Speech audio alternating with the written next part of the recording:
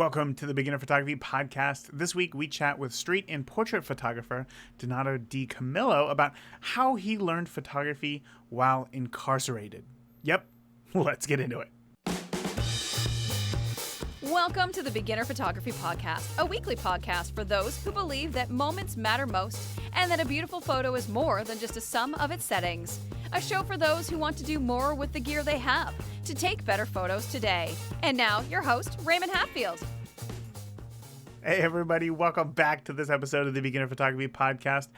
I'm happy that you're here, honestly. I feel like, oftentimes doing this podcast, it is just me talking to a computer, and it feels very, very strange. But recently I went looking, every time I upload an episode into the podcast host, which makes sure that it gets, to you. I recently saw that we have just crossed 1 million downloads. 1 million downloads. Now, this isn't made to my own horn, because honestly, I didn't download the show 1 million times. You downloaded the show 1 million times. So I want to say thank you. If you're here and you're listening to this and, you've subscribed to the podcast and you listen regularly, you have helped this podcast reach a lot of people. You have helped not only yourself to be a better photographer, but also others as well. So you are doing something good in the world by just, being a part of this podcast, by listening to the podcast, by sharing the podcast, by leaving the podcast a review. And I know it's getting kind of crazy, in a world where reviews are like extremely important.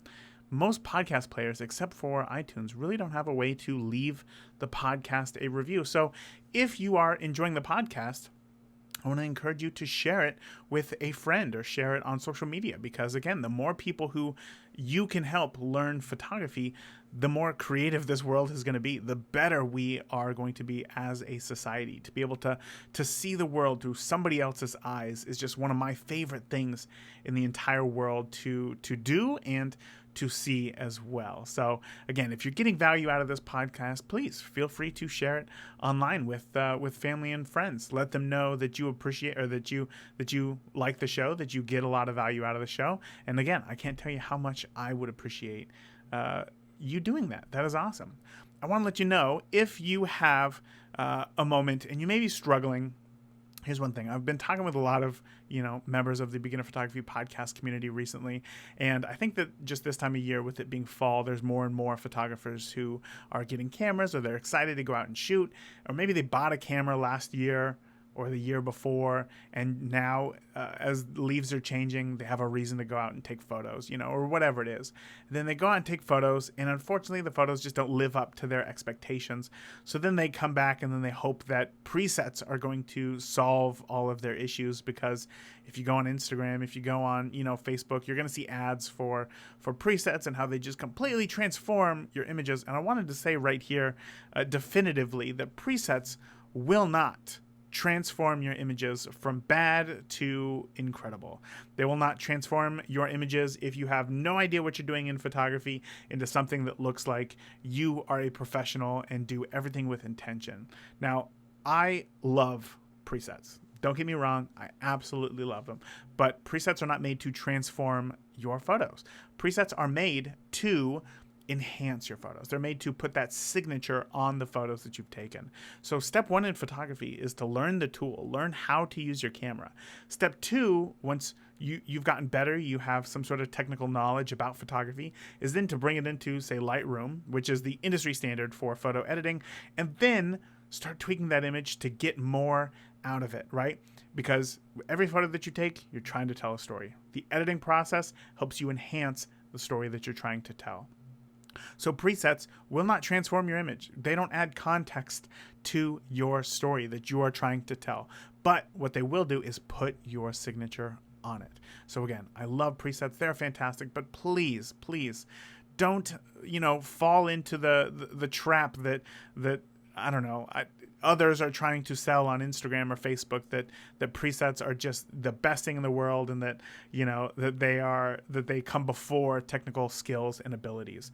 But again, if you've already gotten to the place to where you've been using your camera, you feel like you've got the hang of it, you're still working on it, then presets are going to be that next step for you to help you better understand how editing works and kind of what tweaks you can do to an image to get the most out of it. So Lucky for you, I have 52 free Lightroom presets that you can download just because I don't want you spending $100 or more on presets that promise to transform your images only to find that they, in fact, do not. So I give away 52 free Lightroom presets for you to try out, and so that you can kind of learn that editing language and figure out what it is that you love most in a photo. And you can sign up for those and download them, grab them for yourself at freephotographypresets.com.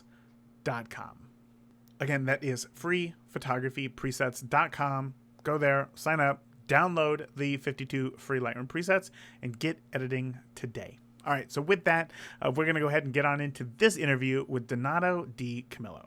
So this week, oh my gosh, I cannot wait to tell you about, I can't wait to just get into this week's podcast. It is fun. This one, I wasn't expecting to get into this, but today's guest, Donato DiCamillo, he learned photography while in prison.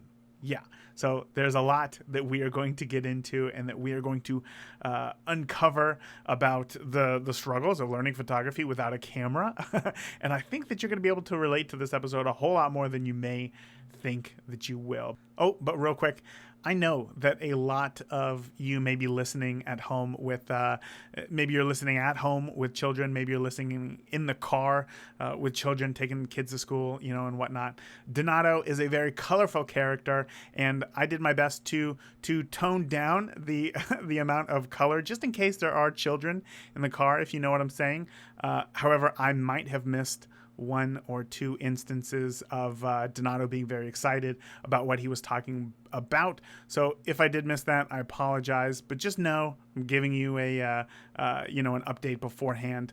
But this is who Donato is, and again, you're still going to get a ton out of this interview, as much as I did. So again, let's go ahead and get on into this interview with Donato DiCamillo. Andrew Helmage of PhotoBizX, he reached out to me and he's like, Raymond, you got to check out this Donato guy. He learned photography while he was incarcerated. And I was like, whoa. So before we get there, before we get into the photography side of things, did your interest in photography kind of come out of left field, or was it something that had been brewing and this was just kind of the straw that broke the camel's back for you? I think it came out of left field. I don't think it was. It wasn't planned at all, really. So I guess it just came from over the years. I was always a big. I was really big on programs like Nova and Smithsonian, like what the hell's the guy's name? The guy from the BBC. I used to just love that kind of stuff. What's that guy? Attenborough. Yeah, sure. James Attenborough. Yeah, I used to love the way he talked and the way he presented, animals and nature and stuff like that. So I was always curious about the world as a whole. I just think that I think it sparked curiosity. The photography came in through National Geographic and things like that. I think because reading the stories wasn't good enough. To see a wonderful photograph that depicts, it kind of brought you there. You know what I'm saying? It kind of brings you there in a sense. So I was always intrigued with stories and differences and people, and even anthropology, the study of people was always intriguing to me, that kind of thing. Why do you think that is? Like, why was it about like science, nature? Obviously James Attenborough's like beautiful voice. Like, I understand that, but it's like the subject matter of all these stories. Why do you think that connected with you so much?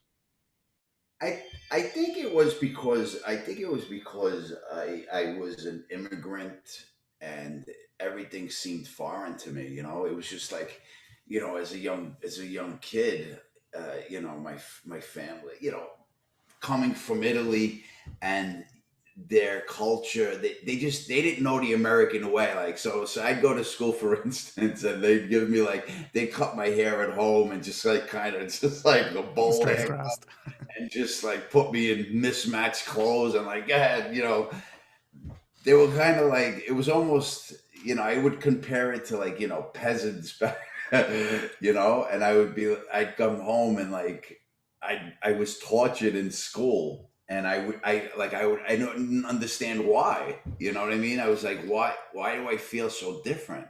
And so I think I was intrigued by the way other people lived. And that was, I think, the catalyst that kind of made me like, explore different cultures and stuff like that. I think because I was so curious about other cultures and how, I don't know. It's just, I think it came from that, like from me being different and wanting to understand more about people. That's pretty much it. I think it's just Okay, I think that's beautiful. So I guess where does the camera come into this? Because as I mentioned earlier, you had been incarcerated, and I guess that's where all this started. But I guess yeah. why photography? Why not writing? Why not reading stories? Why photography? Well, I suck at writing, so that was definitely not a choice. I love I love film. I loved old film. I loved watching, any kind of film. I just loved how it was made. I loved, even if it was a cheesy horror flick, like, um, I would just absorb it so much better than anything else. Visual. That's how I learn. I even on the street, I wouldn't I wouldn't look at a street sign and say, "Oh, this is 75th Street or 76." It would be like a building. Like that's what was the point of reference for me. It wasn't names of streets. It was, I know it by this. I just observed. I just sucked everything in. From an early age, I was always looking at my surroundings and kind of just absorbing everything. I don't know why, but I think that was, if that answers your question. I think, yeah, I think it's just curiosity to, Hmm. it's just the way it was, I guess. I don't know. I feel very similar, even though, as I was saying earlier, like born and raised in California, but like to today, we've lived in Indiana now for almost 11 years, and we've lived in the same town essentially. So like I should know this town pretty well. And oftentimes somebody will be like, we'll be talking about something. It'll be like, is that off 38th Street? I'm like, I don't. It's by the Little Caesars. Like, is that what you're talking about? So I totally get that. I totally get that. I think the visual medium once again is like if that's your strength, play to that and like lean in. And what's really cool about looking at your photography is that when I look at your work, I see somebody who has taken the time to almost build a photograph. And it's interesting because I look at some of your videos on YouTube, or I hear you talk about your process, and it doesn't seem as though it's like this lengthy, drawn out process. You don't go out and you're like, I know the perfect guy who I'm going to photograph today. This is what the shot's going to look like. It kind of happens organically. But what has it always been like that, or what was? Okay, hold on. Let me go back, because I guess that once again your entrance into photography is a little different than anybody else's. So, talk to me about your earliest days in photography, because this was without a camera, right? Is this while you had just been incarcerated, or was this? Really weird. It was really weird. Yeah. How Yeah. does that go? So the question is, so why photography? I guess, right? That's what sparked that. What Yeah. sparked How did you get into it? Like I said, I was big into film, and I just loved the way things were put together. I remember watching Fellini, you know, and being from an Italian family, I guess I always bring up that the fact that I'm from an immigrant family. I don't want to be I don't be Hmm. one sided. I don't want to sound too prideful, but anyway, um, I think it for my family, culture was an important part of growing up, and I think like my family used to make like homemade tomato sauce and homemade wine. And so culture was ingrained in my family makeup, like growing up. So I was always curious, and when I think because of seeing different programs, and watching different films like Fellini, and seeing things unfold by, I'm like looking at this, and I'm in amazement of how they made how Fellini would make something just flow so beautifully through his own mind, like from his own mind. So I think when I let me just stop because I'm babbling right now. I was in prison. I'm going to keep it nice and easy. And so I was in prison, and I don't usually like to talk about being in prison, but I'm going to talk because you're Andrew's friend, and I just, why not? So while I was in there, I think it was just, for me, it was like watching a film, like a crazy, nutty film. It was just like, I was like, holy shit, this would be a perfect, like this would, this would be perfect. I would just like frame out pictures in my mind, and like put together like sequences. And me and my buddies would just joke around about this would be awesome. And like, it would be great in a film. And because there were so many different characters there, and the strength of character was remarkable. I mean, you had artists, singers, and you had actors, and it was, you even had a photographer there that would take pictures of, for people on their visits. It was just remarkable to me to see. I gotta say, there's so much wasted talent. It's sad. It's sad. So much talent in those places. I mean, if I was a talent agent and I was allowed the opportunity to go scout somebody, I would go to a prison. That's the first place I would go because they have nothing else to do but to create, to make their craft the best that they could possibly do. That's all they have. If I had a camera in prison, I would probably, I would have been a beast, come out like a beast with that camera. Seriously, and it's true for singers. I've seen opera singers, and because of the walls and that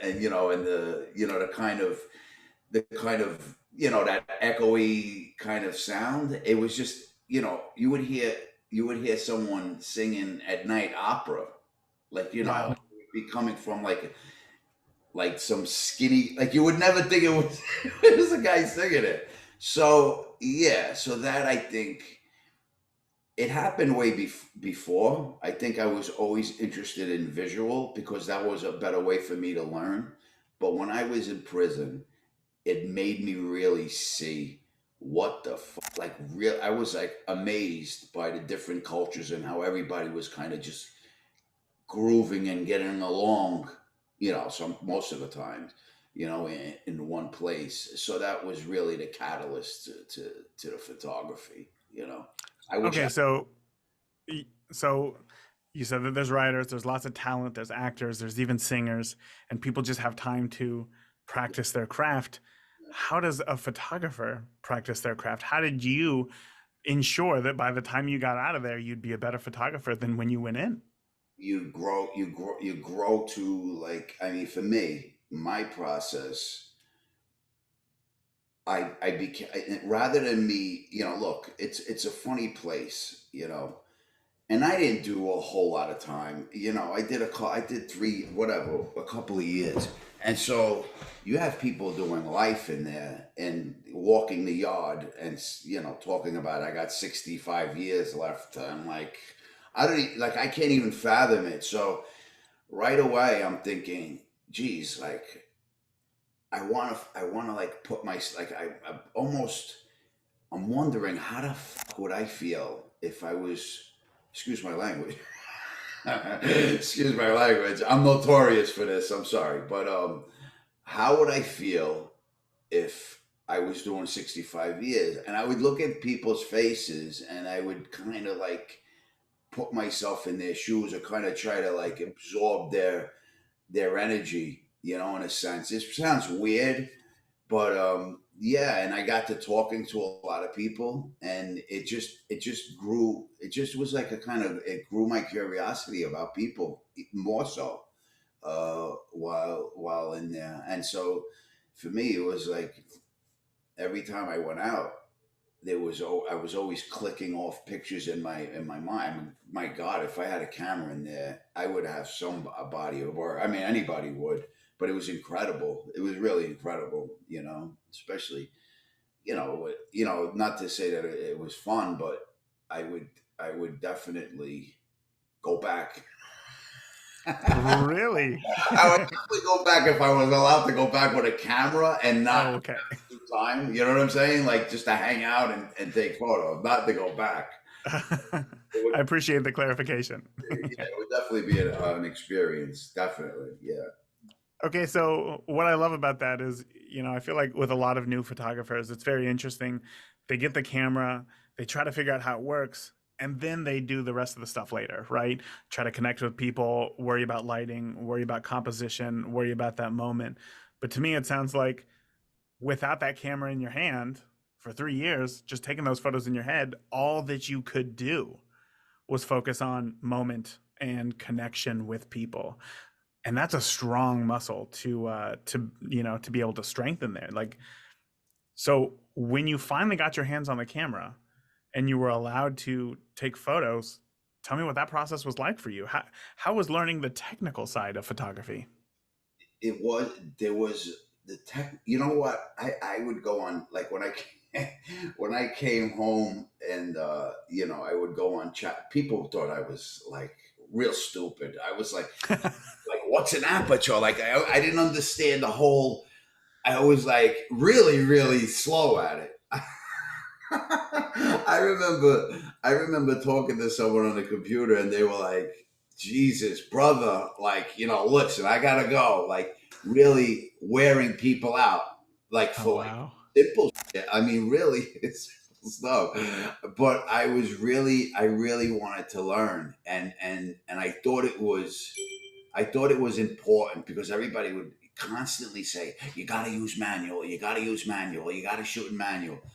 Like, why not shoot in manual when I can learn manual? Why do I have to shoot manual? Like, you know what I'm saying? Yeah, So I just kind of like, I put it on P for, professional. of course. Yeah, that we all know that's what it stands for. Yeah. And so I would, you know, how I learned was after I took the photo, I would look at the image and I would see what speed it was. And if it didn't work, I kind of figured it, I needed it like that. So I would take a photo in P, let's say. And if it was too dark or grainy or whatever, I would adjust the ISO later on and kind of that's how I grew to understand aperture and all that shit. But it didn't come easy. I was like, what the hell is all this? Why is it so complicated? For me, it was, yeah. People were like, Jesus Christ, you gonna get this yet? Yeah, but So then, I'm sorry, go on. I didn't mean to interrupt you. I'm good. I'm good. I So don't want to when rant. it came to the obviously the technical side, we understand like it's tough, it's difficult. There's a lot of numbers, which I know my brain doesn't naturally consume numbers very well. It doesn't digest these things. Lots of new terminology and whatnot. So you just took the approach of like, I'm just going to take photos in some sort of assisted mode, like program or aperture priority or whatever, see what the camera suggests, and then from there tell me if I'm getting this right. Then you'd put it in manual and then adjust to see if you can get the photo closer to what you saw in your head. Yeah. So like if Genius. I would just shoot pay, like said, whatever. What are they called? Program? Is that program Yeah. mode? Program. Hmm. So I would shoot when I first came home. I had a Canon. My family had bought me this little Rebel when I came home, and so I would shoot a photo, and it would whatever it would render. I would look at the file, and it would say it would okay. Say the photo was blurry or whatever. It was like blurry. So through research, obviously, I would have to increase the speed. But if I'm increasing the speed, that means I have to figure out the light. have to figure out to compensate for the light, right? So that's the way I kind of learned. You know what I mean? Just looking, trial, and it's like kind of like trial and error, and process of elimination. This doesn't work. This doesn't work. This works. This works. This doesn't work. And so it took a little while, but I got it. I didn't go. Into like I didn't like these numbers confuse the shit. I like stop down. Stop down means going up. I'm like, what do you mean stop down? Stop down, then it should be down to F2, not F22. You know what Yeah. I'm saying? So it threw me off so a little bit in the beginning, and then so that's how I did it. It was a So little weird, but just a little weird. Yeah.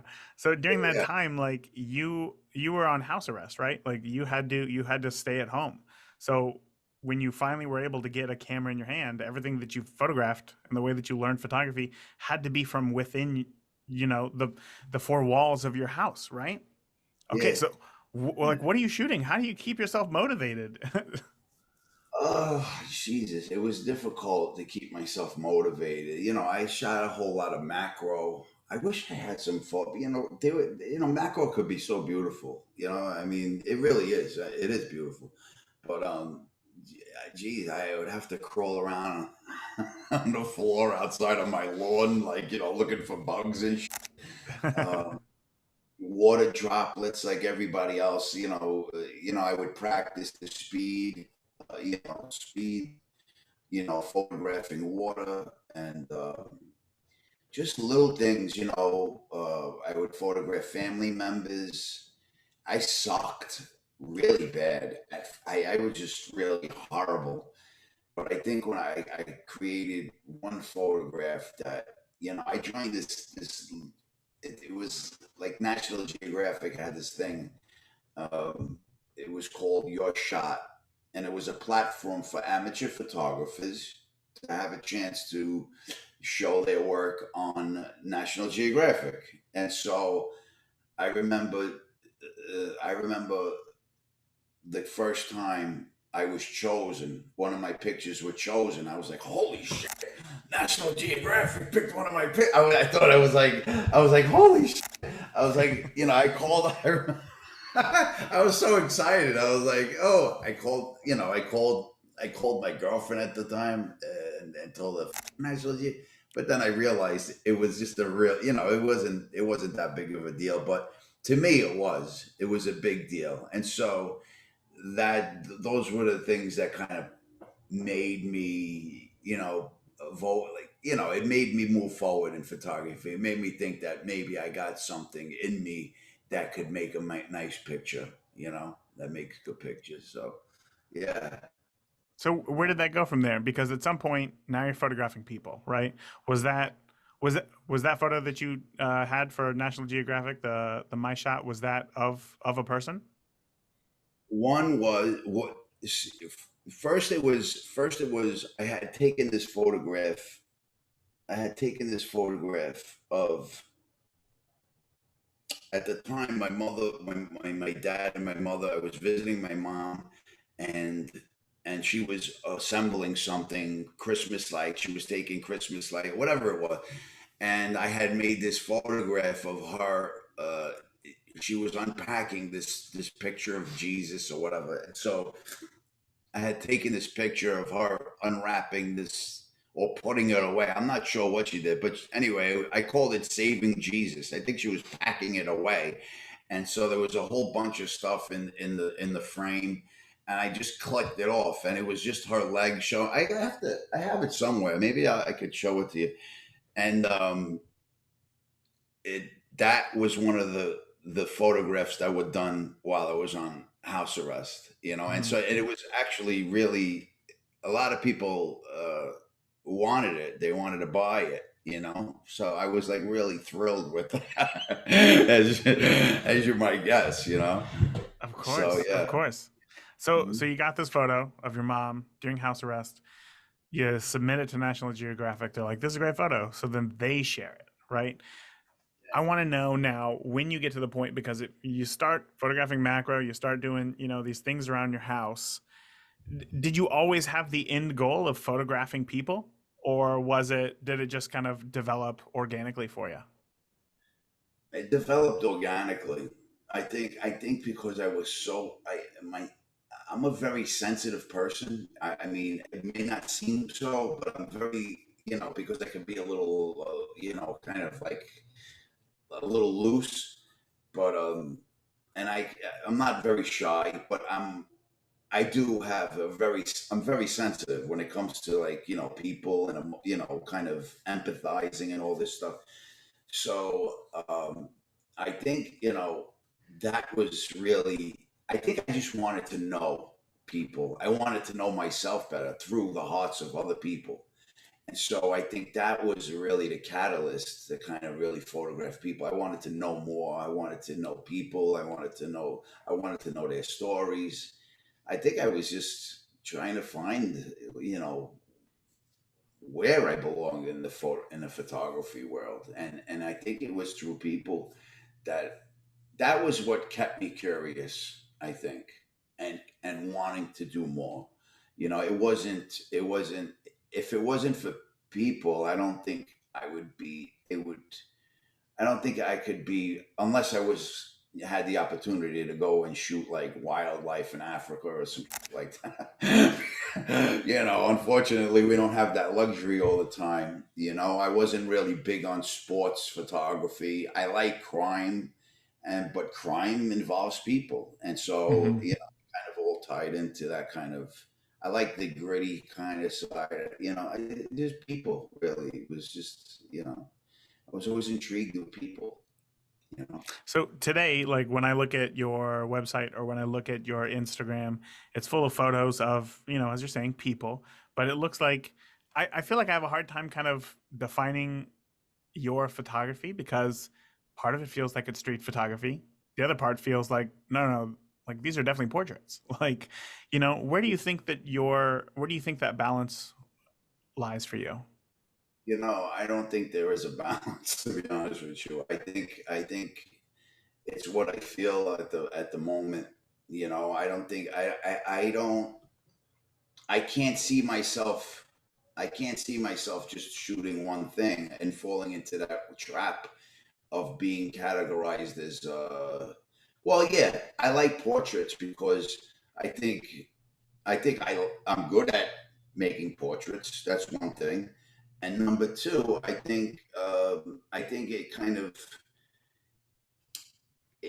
kind of brings us together. Like when I'm creating a portrait, it it brings me together with who I'm photographing. It kind of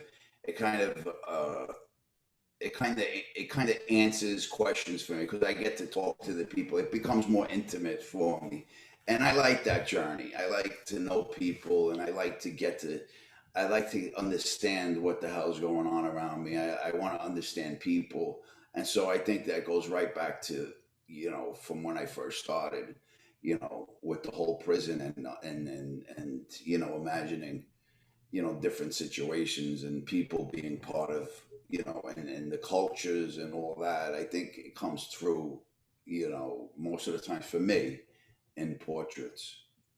So you know how does a camera help you understand who somebody is? well, I think sometimes the eyes are very telling. I think not. I mean, look, we could take a picture of somebody and it could be completely. You might think the guy's a homeless guy, but the guy's very wealthy. But I think for me, it's more of a personal journey. To understand people, and I think I I, I mean I don't know. I think it's just I seek the truth through people, and so whether it comes through, like, I'll show you. Yeah, like this picture here. This was like one of my early pictures. Like this woman taking. She was like 93 years old, and she would swim in Coney Island. And I found this I just found it very strong cat. I just think I think people are amazing. Like, just amazing.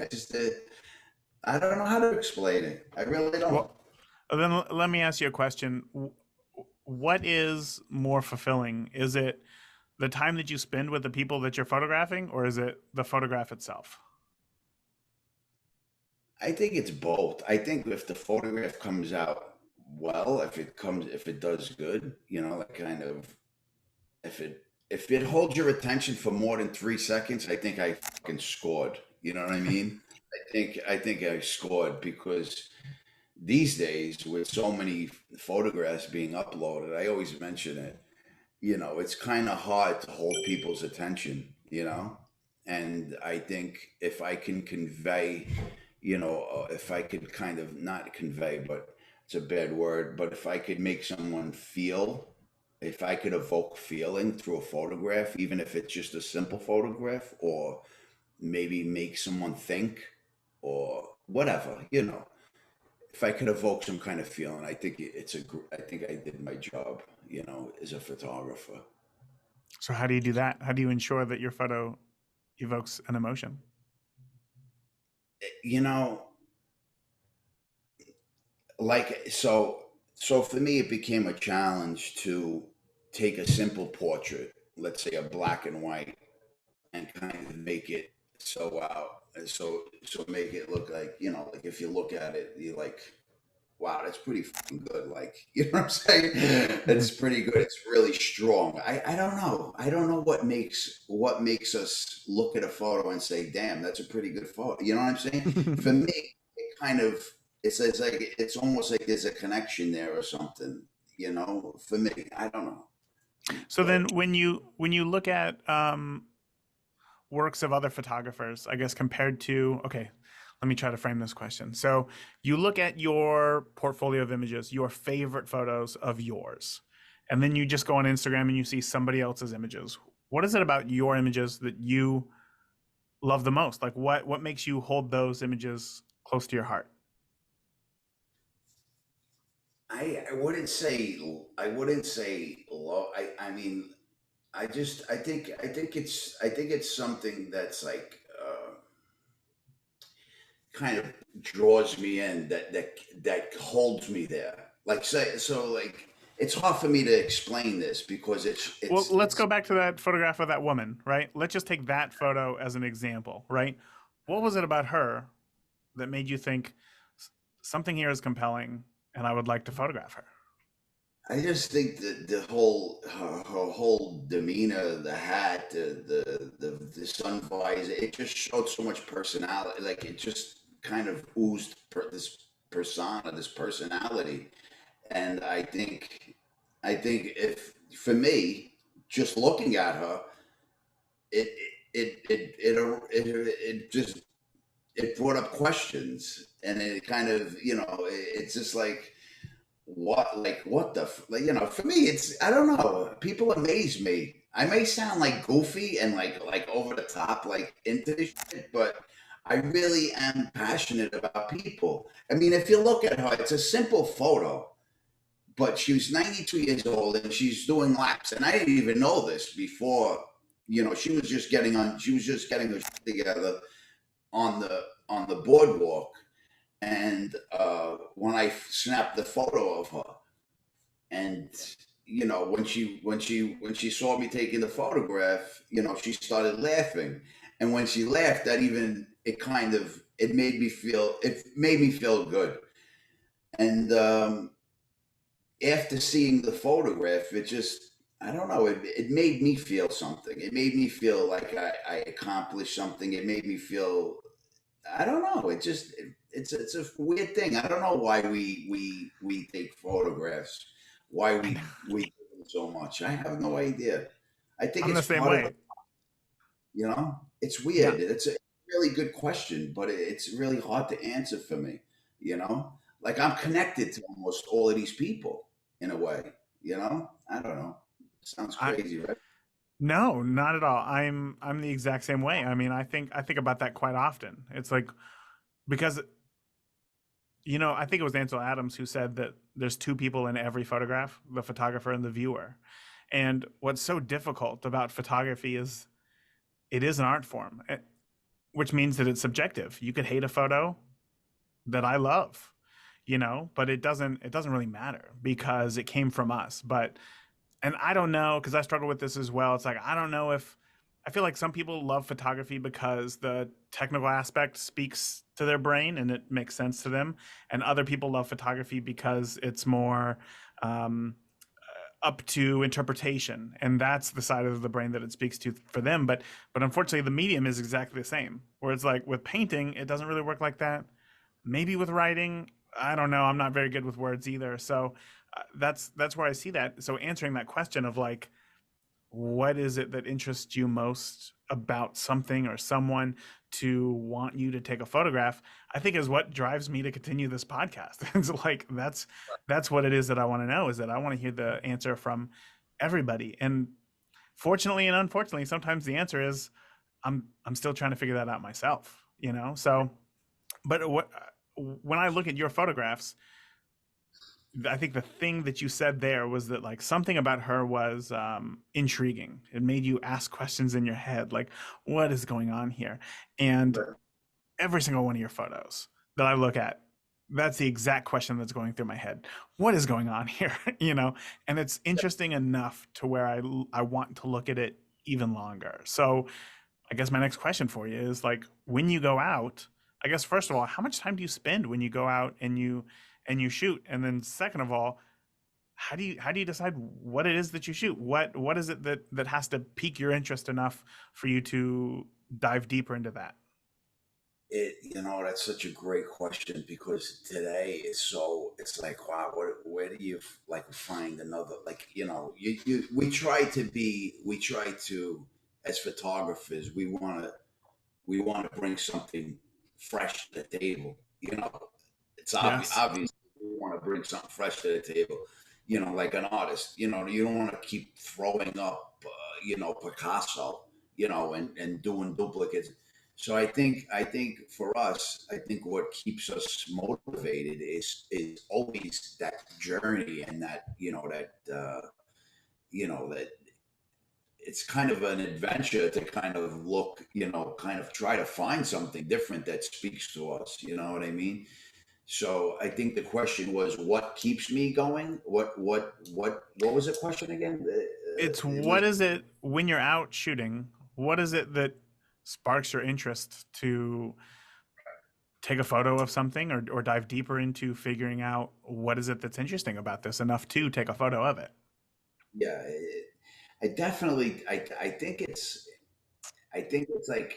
like what we mentioned. I think it's something I want to bring something riveting, even if it's a simple portrait. Many of my photographs are portraits because I think I tend to like to get close, and I don't mean just close like with the camera. I mean close to people. You know what I mean? So I think, if you could pull that off, for me, it's difficult. It's difficult, and I went out the other day, and I haven't really been photographing much at all. I went out the other day and I took maybe two photographs. I mean, it wasn't. There was nothing really that was fresh and new, or a look that I wanted to engage in. I think it has to be. For today, for me, I think it has to be something. I mean, this is just me. I think it has to be something that holds my, like really resonates with me, and that could be anything. It could be anything. But most of the times, I like photographing people up close. Um, I think I have to feel something. There has to be some kind of feeling there. Hmm. Like I couldn't, like I was walking down the street and I had my camera and I'm saying that would be a good shot. That would be a good shot, but it's been done to death. You know what I'm saying? They buried this shit. I mean, it doesn't, I'm not bringing anything special to the table. And so for me, I think that's really the important thing, to kind of try to introduce something new, or even if it's a simple portrait, try to bring it to where it's gonna, hold my attention as well as the viewer. I think that's important. For any successful photographer, I think Hmm. people should look at it and say, that's nice. Even if it's just a portrait. So then, there's so much to think about there.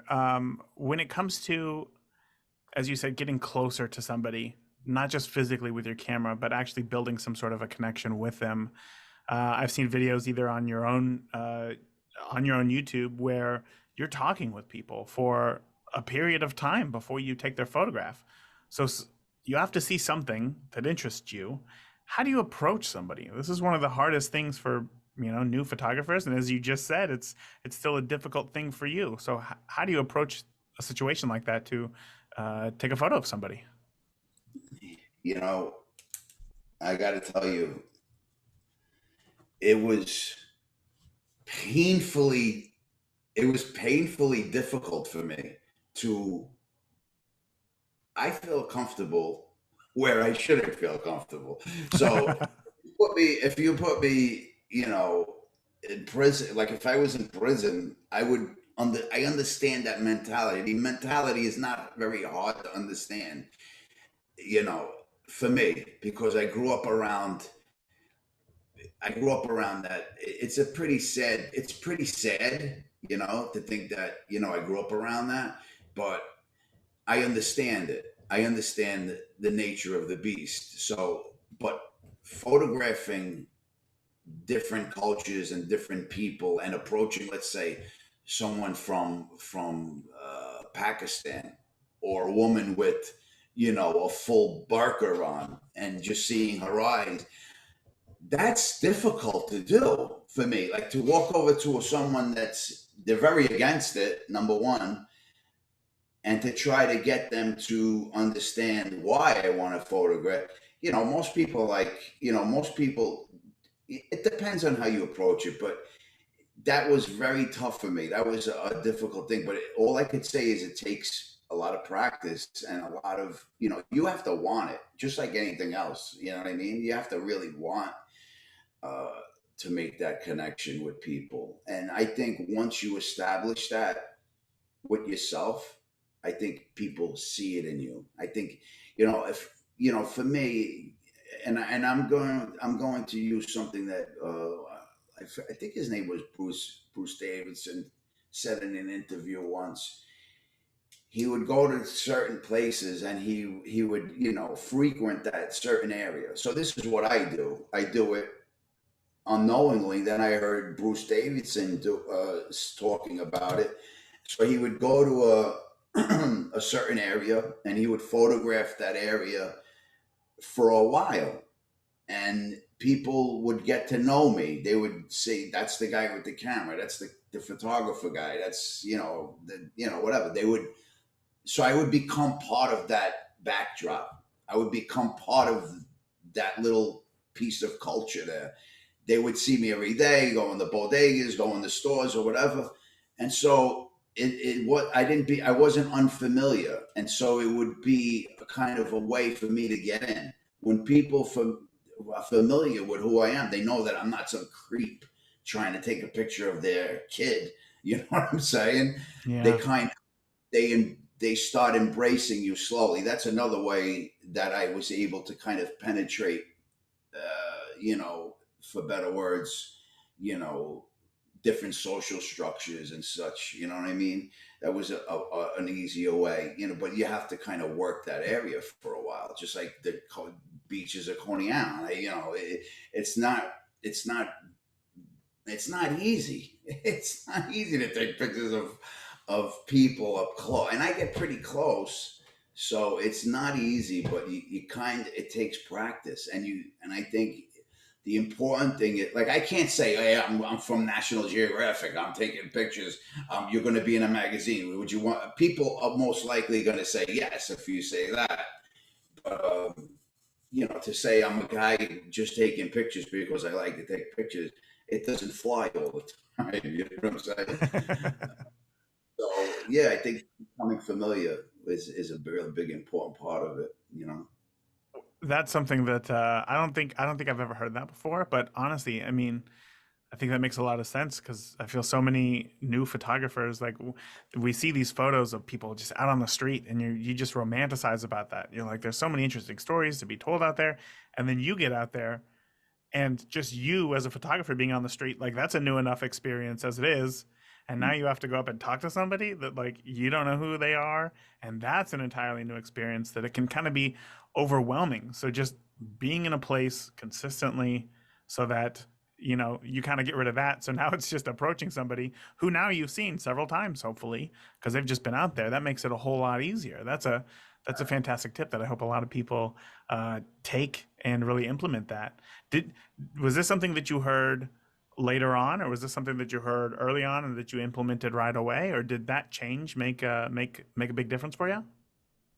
Yeah, you know what? No, I kind of mirrored my situation in prison. So like I was constantly there. And so people like the Mexican crew got to know me, the Italian crew got to know me, the Albanian crew so they were familiar. They knew who I was. They knew I was a good guy. They knew I was trustworthy. They knew I was a stand-up guy, I had my word. So they knew all these things about me.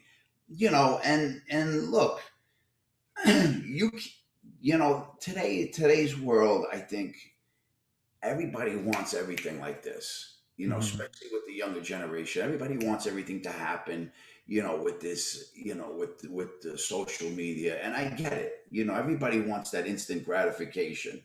But if you really want something, that's worth it, then I think it deserves a little time. If you want to be if you want to get in there, you want the juice, then you gotta squeeze those apples you gotta squeeze a couple apples. And so, people became familiar with me, and I would suggest that it's a really good tool, and I think it did come from being confined, not only in prison, but to a social kind of social fabric. Like I was from an Italian heritage, so I was like kind of encapsulate. I was in this little bubble, let's say. So I was in an Italian area. Everything was Italian, Italian market, Italian vendors, Italian. So to go outside that, it was uncomfortable. You know what I mean? So I think getting comfortable with a situation is always important. It doesn't make it a lot easier to go talk to a person because it's still difficult, but it makes it a little easier. If that makes sense. Yeah. How do you deal with? I'm sure that you don't go out and you know every single one of your photos is just a complete killer. How do you deal with the frustration of not getting the shot? I'm sure that before you approach somebody, you kind of see a photo in your head. So how do you Yeah. deal with not being able to capture it for whatever reason, whether it be them or the scenery? What do you do? I mean, shit, I don't get photos all the time. I mean, it's never, it doesn't happen too often. It's difficult to get a good photo. Um, even if people think making portraits is easy. It's not for me. I got 3 seconds. Like I Yeah. really, literally got like 5 seconds. I can't take the guy or the woman for like 2 hours and say, I want to take your portrait. Okay, turn this way, turn that way. Lean your head here. Come into the sun. Go here. They're not gonna. People. They're not doing that. So I got like literally 3 to 5 seconds to nail this sucker. If I don't nail it in 3 to 5 seconds, it's gone. It's gone, brother. It's what do they call it? Fleeting. The moment is fleeting. Yeah. It and no, I don't get pictures that easy at all. It's very difficult. But when you do, that's the reward. You know what I mean? Okay. So tell me, do you go through periods of time where for a week it just doesn't work, or is this more of like the outlier when a photo doesn't come to the way that you saw it in your head? Yeah, man. I go for months without getting a fight. Listen, it's not. I wish I could make crank out photos like that. I haven't been photographing. I got to tell you, ever since the COVID thing came, and it really put a real damper on a lot of people's feelings and the way people kind of like, handling, everything, you know what I mean? So generally, I think the tone and, on the streets, you know, is kind of, man, I don't want to, I don't, I don't want to take a picture. You know what I'm saying? Yeah.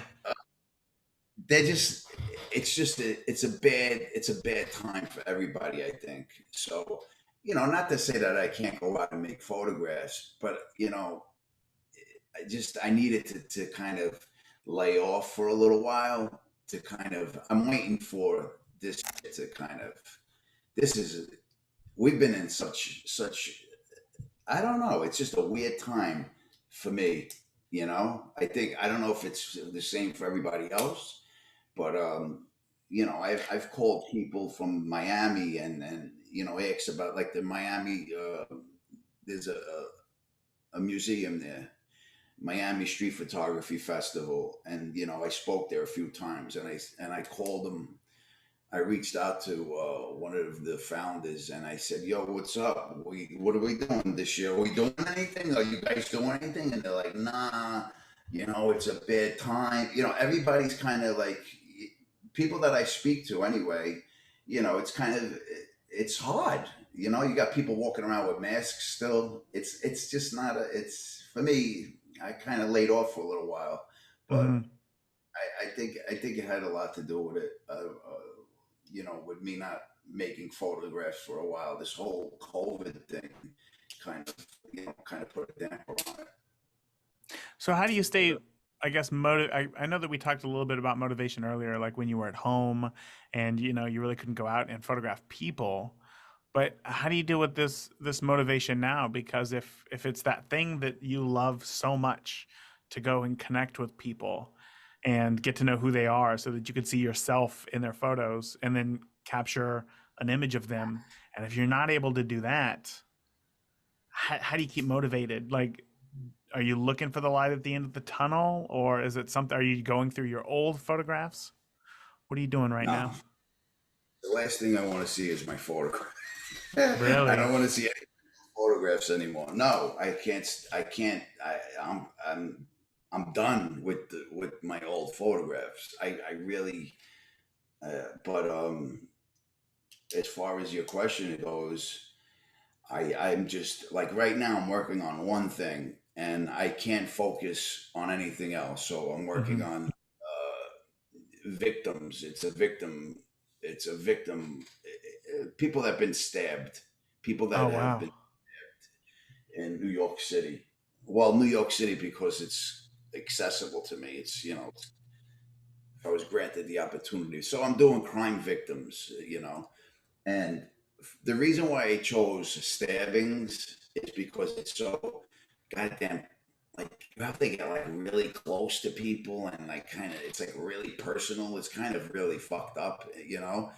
And so when I was reading an article about how many people were violently attacked in this last, during the COVID, since this whole thing happened.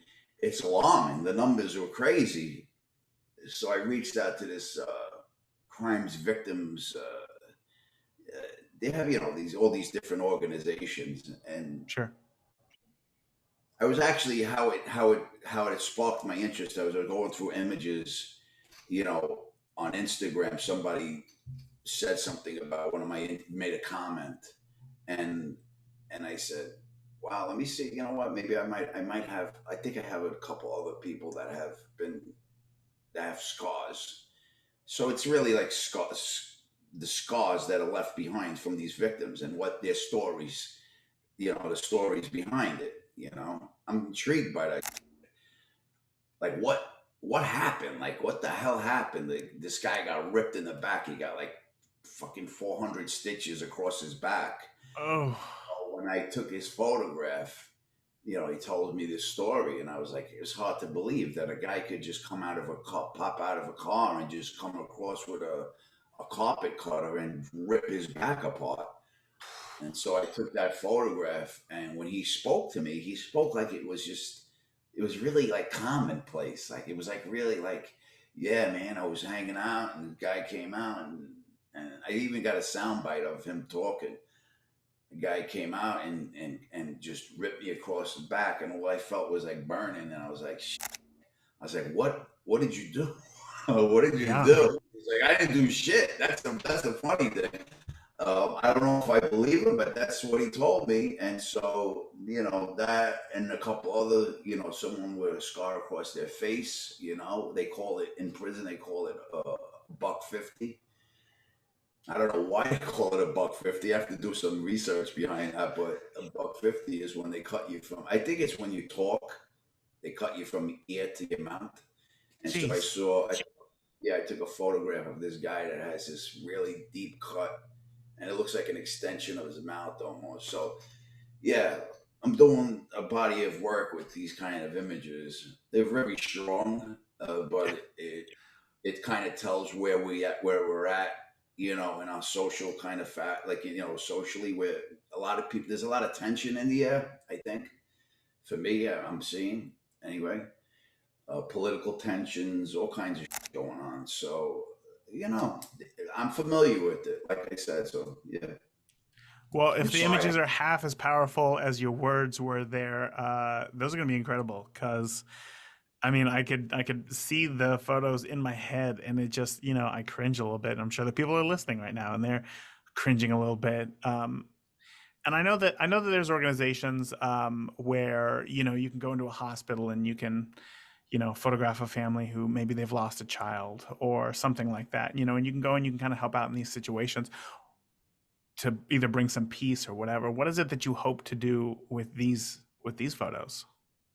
Well, you know, I've been a victim of violence. So I've been shot and I've been stabbed as well. So for me, it's a way for me to kind of, I'm going to lay out like a platform. It's for a way for me to tell people, you could do things smart or you could do things stupid in Mm.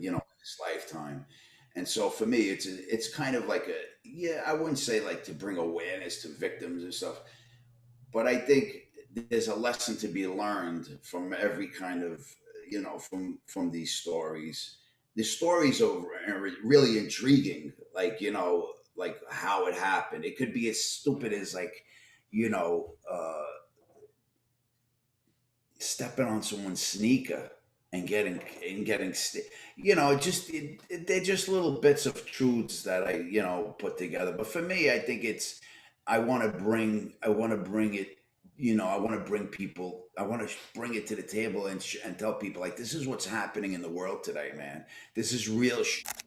These people don't have really a voice. They don't walk. The guy's walking around with a scar across his face. I mean, obviously, there's a story there. People should know what happened. People should know what's going on in the world.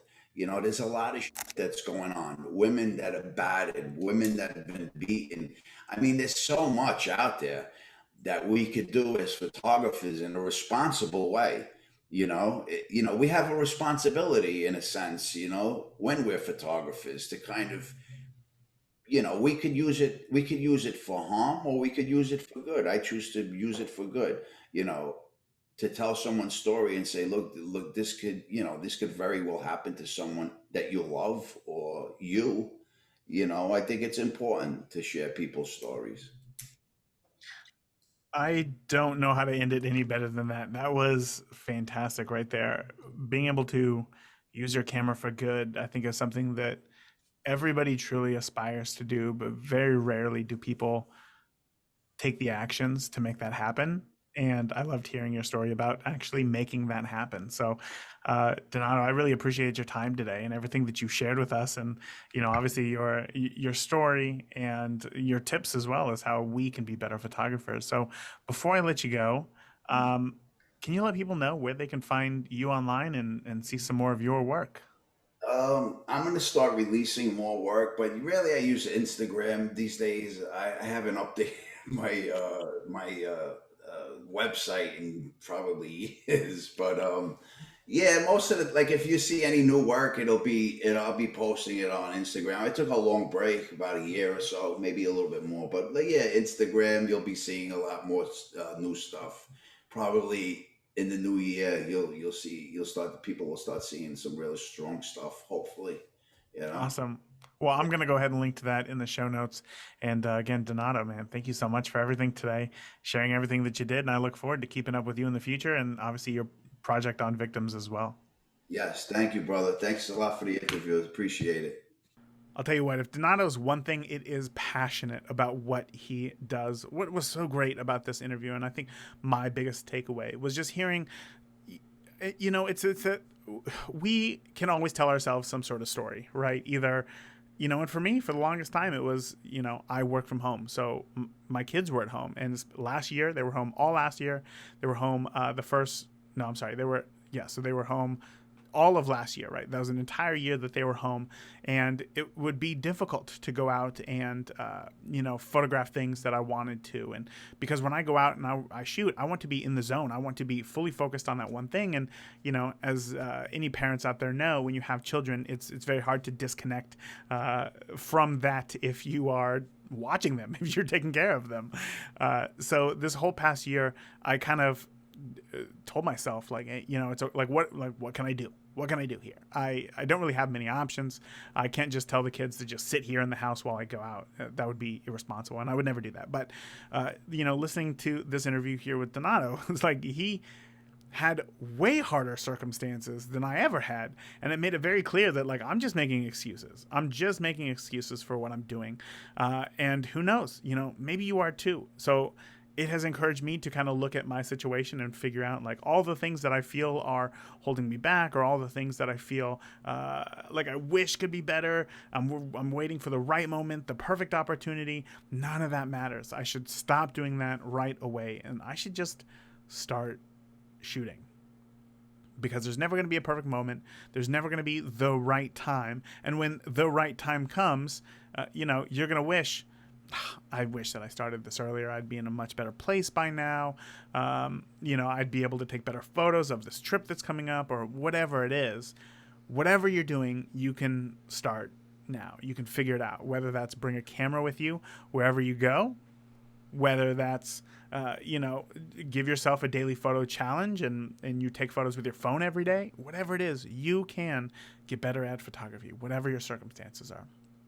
I would love to hear your biggest takeaway in the Beginner Photography Podcast Facebook community. If you're not a part of it already, I encourage you to join us by searching Facebook for Beginner Photography Podcast, and I would love to have you. So that is it. Until next week, I want you to get out. I want you to keep shooting. I want you to stay safe, and I'll talk to you soon. Thank you for listening to the Beginner Photography Podcast. If you enjoy the show, consider leaving a review in iTunes. Keep shooting, and we'll see you next week.